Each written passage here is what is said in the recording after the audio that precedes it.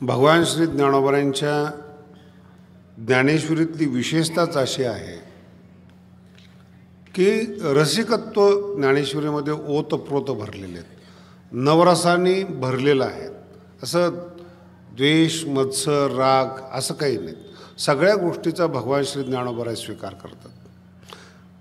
या दुसरा टप्पा इथे खूप सुंदर आहे आणि त्या टप्प्याचं विश्लेषण असं ठरवलेलं आहे की शक्यतो 18वा अध्याय जो आहे तो एक कलशाध्याय आहे.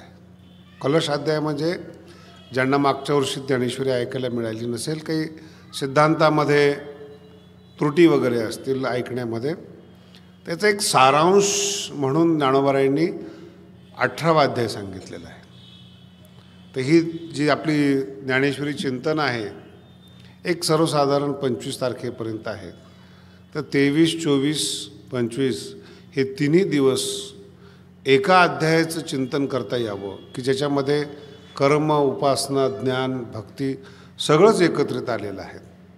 म्हणून थोडं एक जलद गतीनं काही अध्यायाचा आपण सारांश पाहतो आणि हे जे येणारे 2-3 अध्याय आहे, 14वा अध्याय, 15वा अध्याय, हा शक्यतो आपल्या शिकण्यामधून गेलेला आहे. प्रकृती म्हणजे काय, पुरुष म्हणजे काय, आत्मा म्हणजे काय, ह्या गोष्टी झालेल्या आहेत. पण ज्ञानोबरायांची नवीन विशेषता काय आहेत, कशा पद्धतीनं ज्ञानोबराय बोलतात, त्याची ती थोडी विशेषता आपण पाहून एक 3 दिवस 18व्या अध्यायाचं चिंतन व्हावं अशी माझी अपेक्षा आहे. आणि त्या 3 दिवसामध्ये ज्ञानोबरायांचे जे 3 मुख्य प्रवाह आहेत की जे मी तुम्हाला पहिल्या दिवशी सांगितलं होतं की ते काही 5 श्लोक तर ज्ञानोबरायांचं काळीज आहे. तर त्या 5 श्लोकासाठी आपल्याला एक दिवस पूर्ण मिळावा आणि बाकीचं मागे पुढे मिळावं म्हणून थोडं एक जलद गतीनं आपण या गोष्टी पाहतो. 13व्या अध्यायाचा अंतिम टप्पा आणि 14व्या अध्यायाची सुरुवात हे दोन्ही एकत्र करणे. सृष्टी उत्पन्न करत असताना कशा पद्धतीने सृष्टी उत्पन्न झाली, ज्ञेयम यत्तत् प्रवक्ष्यामि. 13वा अध्याय सुरू होत असताना 3 टप्पे ज्ञानोबरायांनी सांगितलेले आहेत. आपल्याला एक क्षेत्र आहे, क्षेत्रज्ञ आहेत आणि ज्ञान आहेत. ज्ञानाचं विश्लेषण आपण पाहिलं. क्षेत्र आणि क्षेत्रज्ञाचं जे मुख्य विश्लेषण आहेत ते आपण क्षेत्र जे आहे ते 36 तत्वांचं आहे. क्षेत्रज्ञाच्या बाबतीमध्ये सामुदायिक आणि वेष्टी असं नाव दिलेलं आहे ज्ञानोबरायांनी. केवळ सत्ता जे पंडसुता म्हणजे केवळ सत्ता म्हणून जे आहेत त्याला पुरुष असं नाव दिलेलं आहे. आणि जगात जेवढी क्रिया घडते त्याचं नाव आहे प्रकृती. या 2 गोष्टी कायमस्वरूपी आपण लक्षात ठेवाव्यात. पुरुष कुठलंही कार्य करत नाही, कुठला काय नाही, निर्विकार, निर्गुण, निराकार, पण तो आधार आहे पुरुष. केवळ जी सत्ता तया नाम पुरुष पंडसुता. आणि प्रकृती कोणाला म्हणतात, क्रियानाम. क्रिया शब्दाचा अर्थ माझा हात उचलतो, मी बोलतो, राहतो, या सगळ्याचं नाव क्रिया आहे. म्हणून साधू या शरीरात असून मुक्त असतो. त्याचं कारण आहे त्याला पुरुषत्वाचं, आत्म्याचं ज्ञान झालेलं असतं आणि प्रकृतीला तो आपल्यापासून वेगळं पाहत असतो. शरीर जे आहेत हे शरीर प्रकृतीनुसार आहे, प्रकृतीनुसार शरीर आहेत. हे मी का ज्ञानेश्वरी सांगतो ही माझी प्रकृती आहे. तुम्ही का ज्ञानेश्वरी ऐकता, तुमची प्रकृती आहेत. लोक ज्ञानेश्वरीला नावं का ठेवतात, त्यांची प्रकृती. हा 14वा अध्याय आहे. 13वा आणि 14वा दोन्ही मिक्स आहेत. त्याच्यामध्ये प्रकृती कशी उत्पन्न होते, काय उत्पन्न होते, कशा पद्धतीनं, आणि प्रकृतीमध्ये अंतर्गत असणारा आधारभूत पुरुष तो का दिसत नाही, त्याचं खूप सुंदर उत्तर दिलेलं आहे. माणसं बहिरंग आहेत. बहिरंतश्च भूतानाम अचरंचरमेवच. आणि तो परमात्मा जो आहे, तो आत्मा आहे, सूक्ष्मत्वात तत् अविज्ञेयम. अतिशय सूक्ष्म असल्यामुळे अविज्ञेय राहतो, त्याचं ज्ञान माणसाला होत नाहीत. हेच सगळे संपूर्ण पुराणामध्ये वर्णन आलेले आहेत. परांच खाणी वेतृणात स्वयंभू तस्मात परान पश्यती न अंतरात्मा. माणसाच्या डोळ्यांना बाहेर पाहायची सवय लागलेली, पण आतून जो प्रकाश त्या डोळ्याला मिळतो त्याला ते पाहत नाहीत. वाणीनं बाहेरचं बोललं जातं, पण वाणीमध्ये जो सामर्थ्य देणारा आतला पुरुष आहे, ध्रुवाचं वर्णन करायचं असताना मी या गोष्टीचा उल्लेख केला होता. योऽन्तः प्रविश्य मम वाचि मिमां प्रसुप्ताम. यो अंतः प्रविश्य, आतून प्रवेश करून जो वाणीला जागं करणार आहेत, त्या परमात्म्याकडे आपलं दुर्लक्ष असतं. आणि काही काही भाग्यवान आहेत, ध्यानेन आत्मनी पश्यन्ति, काही अध्ययनाच्या द्वारे पाहतात, काही गुरुसेवेच्या द्वारे पाहतात. पण प्रकृती ही पुरुषापेक्षा वेगळी असते. जगातल्या जेवढ्या क्रिया घडतात हा पुरुष करत नाहीत, हे विशेष रूपाने पाहण्यात, हे सांख्यशास्त्र आहेत. आणि प्रकृती शब्दाचा अर्थ बाई नाही आहेत, हे पहिलं लक्षात ठेवा. प्रकृती आणि पुरुष हे काही, सत्ता म्हणजे पुरुष आहे, प्रकृती म्हणजे क्रिया आहे. एखादा व्यक्ती असं का वागतो, याला जर सगळ्या पद्धतीने तपासायचं असेल तर 14वा अध्याय वाचा. आणि प्रकृती या शब्दाचा, साम्य अवस्थेचा किंवा याचं वर्णन जर पाहायला गेलं आपण, सत्वगुण, रजोगुण आणि तमोगुण, माणसाचं उत्थान पतन इथेच तयार होतं. ते सत्वगुणी माणसं आहेत, खोटं बोलूच शकत नाहीत, खोटंच बोलू शकत नाहीत. तमोगुणी माणूस हा परमार्थ करूच शकत नाही. त्याच्यामुळं वारकरी लोकांना विनंती, टेन्शनच घेऊ नका लोक जनउद्धाराचं. प्रकृती आहे. रजोगुणी माणूस शांतच बसू शकत नाही, किती पैसा प्राप्त होऊ द्या. आणि नियम पहा कसा आहे मानवी जन्माचा. प्रधानमंत्री असेल, दुष्काळावर काम करणारा असेल, तुम्ही असात मी असात, एका जीवनाचा आपल्याला अभ्यास करा. सकाळी 2 भाकरी, संध्याकाळी 2 भाकरी. तुकोबारायचा अभंग, एक शेर अण्णा चाड. एका माणसाला 1 किलो पुष्कळ एका दिवसाला. 2 भाकरी, 4-5 भाज्या, गोड वगैरे असं सगळे मिळून धरा. 100 रुपयाचं ताट असेल, लई श्रीमंत असेल तर 500 रुपयाचं ताट असेल. दिवसभराच्या काठीत 1000 रुपयामध्ये त्याचं भागतंय. आणि 1000 कोटी असतात त्याच्याकडे. एका दिवसाचा खर्च आपण 1000 रुपये धरला, 1000 कोटी. असं काय विकत घेणार या जगातून? सोनं विकत घेणार, पृथ्वी विकत घेणार, जमीन काय करणार काय त्याचं? शरीर 3.5 हाताचं आहे. कितीही माणसाने प्रयत्न केला त्याच्या हातात काहीही लागत नाही.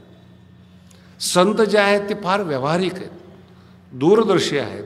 कुठल्या वस्तूचा जीवनात वापर किती होतो हे माणसाला कळालं पाहिजे. आणि त्याच्याही पेक्षा मोठं तुम्हाला सांगतो, दुष्काळावरची माणसं फार भाग्यवान आहेत महाराज. जेवायला बसले ना, व्यवस्थित 2 भाकरीचा चुराडा करतात. कांद्याला चाकू लागत नाही, बुक्की मारली की कांदा तुटला. खाताना चमचे लागत नाहीत. मला तर खूप गरिबाचं कौतुक वाटतं, त्याला माहीत नाही गरिबी त्याला काय करा. दुष्काळाहून जर काम करून आला ना, तर पत्नी त्याला वाढत असते ताट. भाजी असेल, भाकरी असेल वगैरे हाताने वाढते. आणि करोडपती लोक जे असतात ना, यांना चमचे वाढतात, पत्नी वाढत नाही त्यांना. का ती पण श्रीमंत आहे ना, ती काही मजूर म्हणून थोडी झालेली आहेत. ती पण एका मोठ्या घरातून, श्रीमंत घरात, तिला काहीच करता येत नाही, स्वयंपाक येत नाही, काही नाही येत. प्रदर्शन असतं. दोघं एकत्रित आयुष्यभर राहतात, दोघं एकमेकावर प्रेम करत नाहीत. काय भाग्यवान आहेत. आणि यांनी खाल्लेलं अन्न कष्ट करून पचवतो, काही रोग होत नाही. श्रीमंत माणसाचं सगळ्यात अवघड हे जीवन आहेत महाराज. करोडो रुपये असतात, पोटात भूक नसते. गरीब असतो, भुकेनं हाल होतात, मिळेल ते पचवतो. ही ईश्वराची प्रकृती आहे. ही शिक्षा आहे एखाद्या माणसाला. काहीच नाही, सगळं पचवलं जातं. श्रीमंत माणसाला काही पचत नाहीत महाराज. जाऊन बघा तुम्ही, नुसतं असं प्रदर्शन मांडलेलं असतं, याचा एक घास, त्याचा एक घास, त्याचा एक घास, त्याचा एक घास. त्यांना म्हटलं हे गुलाबजाम आहे, खा. नाही, गोड नाही चालत. लोणचं आहेत, आंबट नाही चालत. म्हटलं तिखटाचे भजे आहेत, ते तिखट नाही चालत. घरातलं काहीच चालत नाही, हेच फक्त घरात चालतात.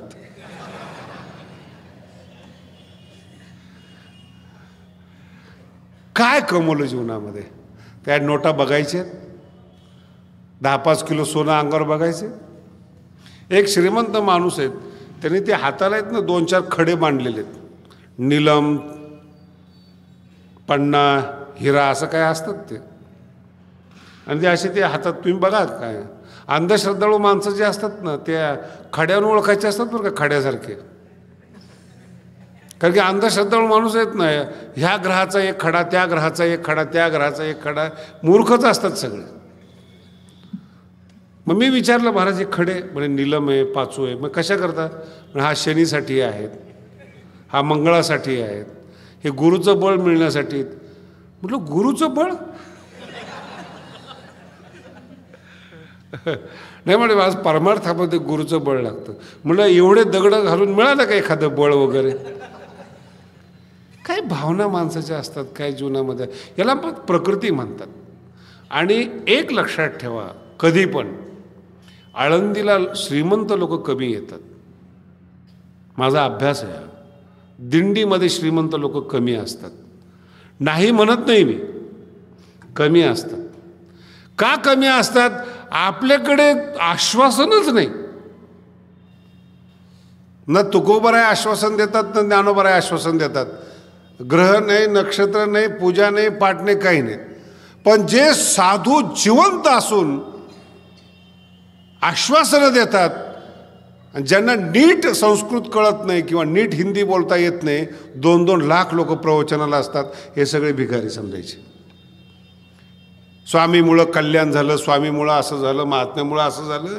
शक्य ईश्वर आहेत काही जन्माला आलेले? आईच्या उदरातून जन्माला येणारा आणि अन्न खाणारा सगळा मनुष्यवर्ग हा सारखाच असतो, हे कधी विसरायचं नाही जीवनामध्ये. कोणी कर्म बदलू शकत नाही, धर्म बदलू शकत नाही, कोणी आश्वासन देऊ शकत नाही. त्याची काय ताकद आहे? एखादा कोणी माणूस गेला, महाराज बहुत पाप हो गया, संभालो जरा हमको. अच्छा कोई बात नाही, जा तेरा कल्याण हो. हा कोण आहे? पापी माणसाला, श्रीमंत माणसाला जवळ, अरे देशाला फसवणारे, भेसळ करून श्रीमंत होणारे, जगाला फसवणारे, गरिबाचं रक्त प्राशन करणारे. नामदेव महाराजांचा अभंग आहेत, जमत नाहीत. हरिदासाच्या चरणी लोळे, केशी धरुनी कापी गळे. नामदेव महाराज चिडतात, ही जमत नाही अशा पद्धतीनं, कर्माचं फळ मिळतं. म्हणून संप्रदायामध्ये हे वर्ग कमीत, कारण की आश्वासन नाहीत. आणि जर म्हटलं त्याला की महाराज काय आहे सोडून, नाही म्हणे महाराज, लगेच दुसरीकडे जातात. दुसरा म्हणतो अमुक खडा घाला, शनीचा त्रास कमी होईल. आता कुठं शनी गुरु, कुठं हा सामान्य माणूस? 700 कोटी माणसातून हा हिरा निवडला शनीनं. शनी वक्री हे, शनीची 7.5 आहेत, गुरुचं बळ पाहिजे. तर काय कुठला हिशेब आहे त्याच्या जीवनामध्ये? पण असं करणारा मनुष्य हा रजोगुणी असतो. हे 14वा अध्याय आपल्याला शिकवतो कोण कोण स्वभाव कसा. हे ओळखूनच तर मित्रता करायची असते. सत्वगुणीचा स्वभाव काय, रजोगुणीचा स्वभाव काय. तमोगुणी माणूस कुठेही बसू द्या, कुठेही बसू द्या, काम न करता आळस देतो, अंगे अंग मोडी. नुसतीची परवडी जांभियाची, ज्ञानोबराय म्हणतात, जांभळेच देत राहतो. जर काम सांगितलं ना, असं वाटतं ह्याचं काय मृत्यू समोर येऊन उभं राहिलं का काय. तो स्वभाव आहे, दुरुस्त करण्याचा प्रयत्न करू नका. तो तमोगुणी आहे, एवढं ओळखान बाजूला सारखा. सर्वेंद्रिया जाड्य, तमोगुणी माणूस. इंद्रियामध्ये जडता असते. आता समजा मी बघतो ना, काही काही लोक खटकीने उठतात, मग हा विचार करतो रेड्यासारखा, उठायचं का? मग उठलं तर मग का उठायचं, पुन्हा बसावं लागणार आहे का? मग ठीक आहे, आता उठावंच लागतं. मग खाली 2 हात टेकणार, मग थोडंसं विचार करणार, तमोगुण प्रधान, मग उठणार. सर्वेंद्रिया जाड्य, विचार करत नाही, इंद्रिय चालत नाहीत, इंद्रियामध्ये जड असतात. मनामध्ये मूर्खता, इंद्रियामध्ये जडता, काय कळतच नाहीत, विचार नावाचा पदार्थच नाहीत. आणि मग अशी लोक जर एखाद्याची शिष्य झाली की लोक खुश होतात. सांगाल तसं ऐकतो, ऐकतच नाही तो कुणाचं. नुसतंच हे हिला नाव आहे प्रकृती. आपण ओळखा, साधू जो असतो तो शिष्य करत असताना काय हेच सगळं पाहतो. हा सत्वगुणी आहे का, हा रजोगुणी आहे का, याची दिशा कोणती जगण्याची, हा बोलतो काय, आणि वाणीतून तुमचे गुण प्रगट होतात. गुण म्हणजे सत्वगुणी आहात का, रजोगुणी आहात का, तमोगुणी आहात. आणि या तिघाची 3 पद्धती सुंदर पद्धतीने 14व्या अध्यायामध्ये सांगितलेले आहेत. सत्वगुणी फार चांगले असतात. ज्ञानोबराय म्हणतात असं नाही, तो गुणच आहे. 14व्या अध्यायामध्ये बघा, तत्र सत्वम निर्मलत्वात प्रकाशक मनामयम. वारकरी जर साधा चालला असेल ना, तो कुठेही बसतो, काही करतो. पण एखादा विद्वान असेल ना, त्याला सेपरेट पाहिजेत, स्वतंत्र पाहिजेत. का? अमुक मी एक विशिष्ट आहेत, मी एक महाराज आहेत, मी एक अमुक अधिकाराचा आहे. तो स्वतःला मनुष्यच समजत नाही. हा सत्वगुणातला दोष आहे. ज्ञानोबांनी सत्वगुणाला पारधी म्हणलेले आहेत बरं का. पारधी प्रत्येकाला फसवण्याचे जे प्रकार असतात, तसं सत्वगुणी माणसं पण फसतात. परमार्थामध्ये विशेष करून आपल्याला देव मिळवण्याकरता आपण आलेलो असतो, ज्ञानेश्वरी कमवण्यासाठी आपण आलेलो असतो. ते न मिळता समाज मान्यता मिळते. समाज मान्यतेमुळं पैसा मिळतो, आणि पैशामुळं जर त्या संग चर्चेला बसलं आपण, लगे होतं माऊलीने आपलं कल्याण केलं बरं का. घर नव्हतं, घर झालं. पैसा नव्हता, आळंदीला आलो तेव्हा मधुकरी मागत होतो, आता गाडी आहे. हे ज्ञानोबरांनी ह्या लोकांना शिव्या दिलेल्या आहेत. तत्र सत्वम निर्मलत्वात सुखसंगेन बध्नाती च ज्ञानसंगेन बध्नाती. शब्द लक्षात ठेवा. सुखसंगेन बध्नाती, थोडंसं सुख प्राप्त होणं हे सुद्धा बंधनच आहे. आणि थोडंसं ज्ञान येणं हे सुद्धा बंधन आहे. सुखसंगेन, शब्दला ऐका, सुखसंगेन बध्नाती च ज्ञानसंगेन बध्नाती. ज्ञानसुद्धा माणसाला बांधतं आणि सुखसुद्धा माणसाला बांधतं. हे सत्वगुणीतला सगळ्यात मोठा दोष आहे. आपल्याला आत्मा प्राप्त झालेला नाहीत, आपली साधना बंद करू नयेत, आपला अभ्यास बंद करू नयेत, हे डोक्यातून निघून जातं. 4 माणसाच्या शिष्यपणामुळे आणि थोडा पैशाने आश्रम तयार केला की माणसाच्या डोक्यातून परमार्थच निघून जातो. तो भगवंताला धन्यवाद द्यायला लागतो, माऊलीने आपलं चांगलं केलं. चांगलं नाही, मूर्खपणा आहे हा. आणि 14व्या अध्याय वाचा तुम्ही, इतकं सुंदर दिलेले आहेत. 23 सत्वे लुब्धके सुखज्ञानाची पाशके. सुख आणि ज्ञान याचे पाश तयार केलेले असतात. पाश जसं हरणाला पकडायला, सावजाला पकडायला पाश असतात, तसं सत्वगुणांनी सुखाचा आणि ज्ञानाचा पाश तयार केलेला असतो. आणि मग त्याने तो ओढला जातो. आणि ते कशा पद्धतीने त्याच्या अंतःकरणात भावना येते, सगळ्या श्लोकात ज्ञानोबराय वर्णन करतात. मी सुखी आहेत, मी विद्वान आहेत. मग ज्ञानाने प्रसन्न होतो. आपण आत्मस्वरूप आहे, ते गेले याचे दुःख न व्हाय, विषय ज्ञाने होय गगना एवढा. शब्द नीट आहे का? विषय ज्ञाने होय, थोडंसं ज्ञान आलं आपल्याला, विषयाचं ज्ञान आलं, होय गगना एवढा. माझ्यासारखा मोठा माणूसच नाहीत. हे आत्मज्ञानाला, ज्ञानेश्वरीला प्रतिबंधक आहे. खूप सुंदर ज्ञानोबांनी वव्या दिलेले आहेत. सत्वगुण, माझा अर्थ चुकीचा काढू नका बरं का. काही माणसं मी बघितलेले आहेत, खूप वैराग्यवान आहेत, खूप वैराग्यवान आहेत. म्हणजे त्यांचं दर्शन घ्यावं एवढे वैराग्यवान आहेत. पण त्या वैराग्याच्या बंधनात पडलेले आहेत हे त्यांना माहितीच नाही. अर्थ नीट आहे, वैराग्य असलंच पाहिजे, पण वैराग्याचं बंधन नको. वैराग्य हे विवेक प्राप्त करण्याकरता पाहिजेत. हे वैराग्यवान माणसं विसरूनच जातात. एका स्त्रीचा त्याग केला तुम्ही, एका धनाचा त्याग केला, मिळवलं काय ते सांगा ना. अर्थ कळतोय तुम्हाला काय बोललो? ठीक आहे, तुमच्याकडे वैराग्य आहेत, वैराग्य साधन आहेत, मिळवलं काय ते तुम्हाला कळत नाही. वैराग्यच मिळवलं असेल तर जन्म व्यर्थ आहेत. वैराग्याचा अहंकार तयार होतो. ही सगळ्यात घातक असेल तर सत्वगुण आहे बरं का. कशाचा अहंकार असेल काय करतो आपण? पैसे घेत नाही, नको घेऊ बाबा, पण जे घेत आहे त्याला नावं का ठेवतो? एखाद्याला चहा दिला ना, कळत नाही का तुला काय झालं? चहा घेत नाही, मग खवळतो कशाला? चहा न घेणं हे अतिउत्तम आहे, म्हणजे वैराग्याच्या म्हणजे आरोग्याच्या दृष्टीनं. पण मी घेत नाही, कळत नाही का तुला? अरे कोण लागून गेलंस तू? चहा घेणे तर दारू घेऊ विचारते कोण तुला? पण अहंकार हा दारू पिणाऱ्यापेक्षा घातक आहे. मी तर असा अभ्यास केलेला आहे महाराज, दारुडे तर कधी कधी पश्चाताप करतात, आपलं आचरण चुकतंय, आपण दारू पितोय, पण वारकरी कधी पश्चाताप करत असेल असं मला आठवत सुद्धा नाही. हा कायम ताट स्वभाव, याला काय कळतंय, त्याला काय कळतंय, त्याला काय कळतंय. विद्यार्थी अवस्थेमध्ये एकाचं कीर्तन खूप सुंदर झालं होतं आणि खानदानी महिन्याचा वारकरी होता आणि पायी चालणारा वारकरी होता. मला खूप आवडायचं तो, दर्शन घेणं, आवडणं, बसणं. मग मी एक दिवशी म्हटलं, अरे आमच्याचं कीर्तन फार सुंदर झालं. मग काय झालं? अरे म्हणजे कीर्तन चांगलं केलं, तू वारकरी आहेस, कीर्तनकार आहेत, तुका म्हणे ते भजन प्रमाण काय थोरफण जाळावे ते कीर्तन जाळून टाकलं.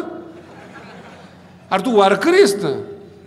ज्ञानोबाबद्दल 2 शब्द सांगितले जातात, 2 शब्द बोलले जातात आणि ज्ञानोबाबद्दल तुकोबाबद्दल बोलणं हे किती चांगलं. हे 18व्या अध्यायामध्ये स्वतंत्र श्लोक आहे, स्वतंत्र श्लोक आहेत की हे जे प्रवचन करणारे आहेत यांच्यापेक्षा मला जगात कुणी आवडत नाही, हे लेखी दिलेले आहेत भगवंताने.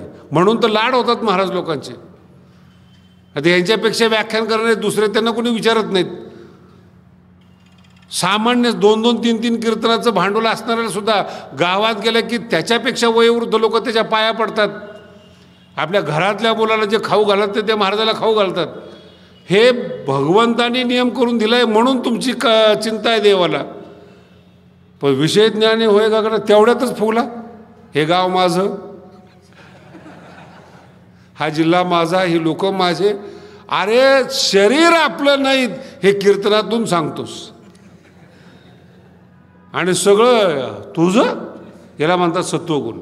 हा बंधनाला कारणीभूत आहे आणि हा स्वभाव आहे सत्वगुणाचा. इथून पुढे माणूस निघला पाहिजे.